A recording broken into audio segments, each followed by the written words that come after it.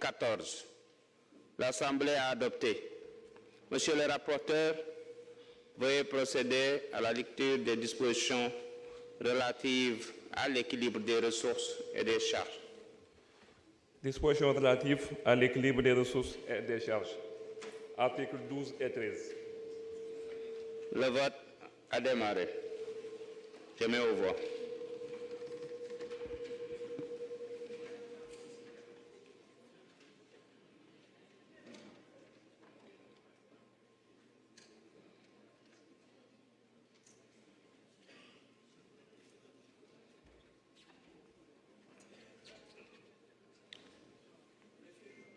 Tout le monde a voté?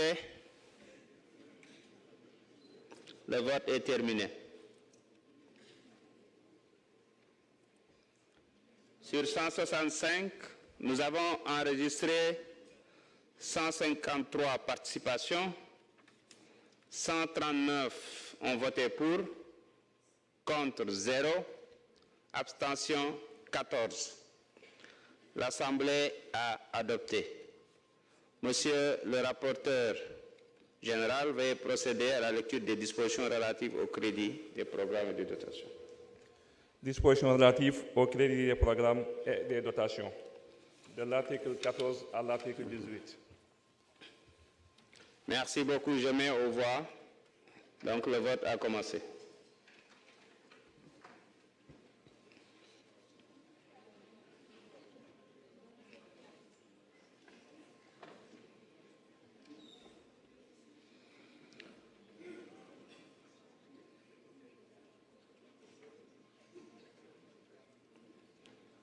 Tout le monde a voté?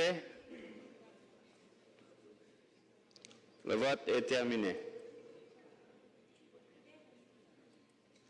Sur 165 députés, nous avons enregistré une participation de 151. Pour 137, contre 0, abstention 14. L'Assemblée a adopté. Monsieur le rapporteur général, veuillez procéder à la lecture des dispositions diverses. Dispositions diverses. Article 51. Je mets aux voix les dispositions diverses en son article 51. Le vote a démarré.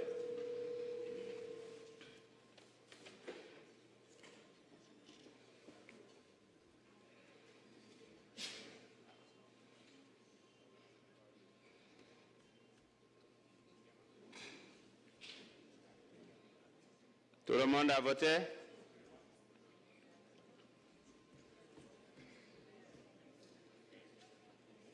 Le vote est terminé. Sur 165, nous avons enregistré une participation de 151. Pour 137, contre 0, abstention 14. L'Assemblée a adopté. Avant de procéder au vote de l'ensemble du texte, j'ai reçu de la part du président du groupe parlementaire de PASTEF, le Patriote, une demande d'explication sommaire de vote. Donc, je donne la parole à M. Mohamed Aïb Salim Dafé. Vous avez 5 minutes.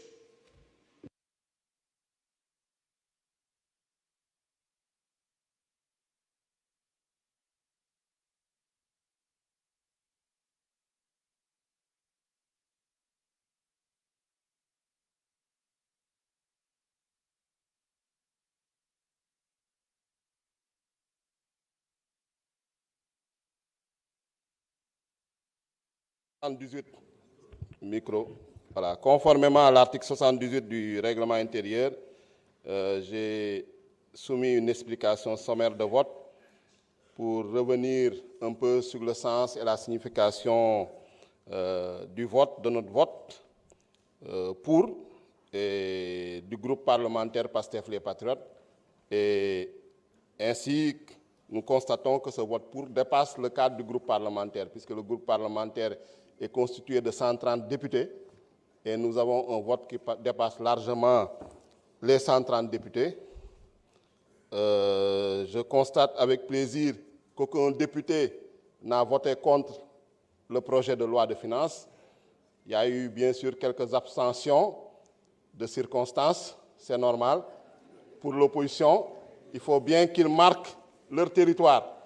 Et nous vous reconnaissons ce droit, chers opposants. Même si, en commission, la plupart d'entre vous avaient voté pour le projet de loi. Mais bon, comme on est devant les caméras, il faut maintenir l'illusion d'une divergence, il faut maintenir l'illusion des désaccords qui ne sont qu'artificiels et superficiels. Mais profondément, je pense que vous êtes favorable à ce projet de loi et les débats en commission l'ont démontré. Et nous nous en félicitons.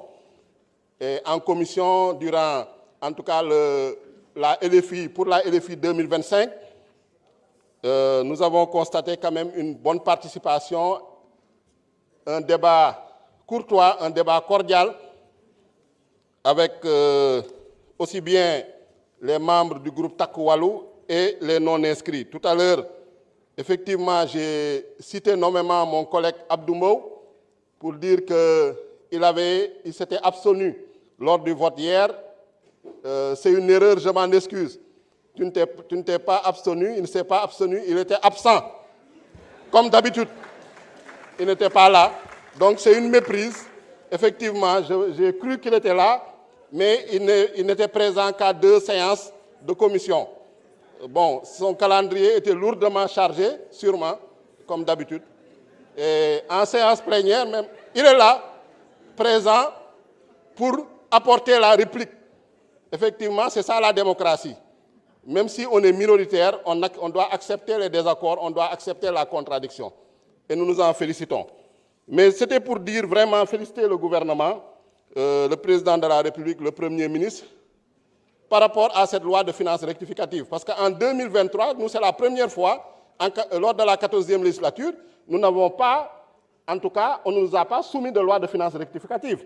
Pourtant, les conditions qui nécessitent la loi de finances rectificative étaient réunies. Par exemple, l'équilibre budgétaire ou financier avait été bouleversé, les recettes avaient augmenté ou diminué de manière substantielle par rapport aux prévisions de la loi de finances initiale. Par exemple, on escomptait des recettes par rapport aux hydrocarbures, notamment l'exploitation du pétrole et du gaz. Ces recettes-là avaient été retardées au vu du retard du démarrage de l'exploitation du pétrole et du gaz. Malheureusement, à cette époque-là, on n'avait pas, en tout cas, ce respect de la loi organique relative aux lois de finances, qu'on dénonçait régulièrement par rapport au manque de sincérité, en tout cas, ce respect également de la loi portant code de transparence dans la gestion des finances publiques, qui, comme l'a rappelé le ministre des Finances, en son article 1.7, c'est une loi 2012-22, exige du gouvernement,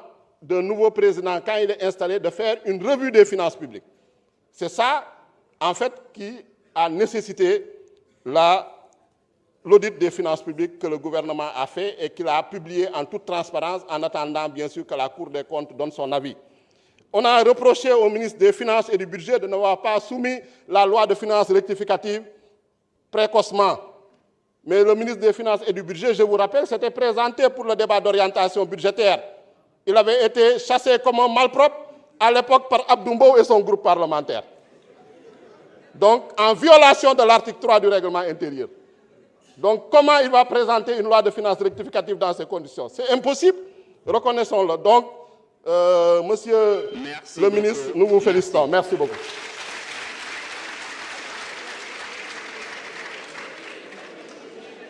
Merci beaucoup. Donc,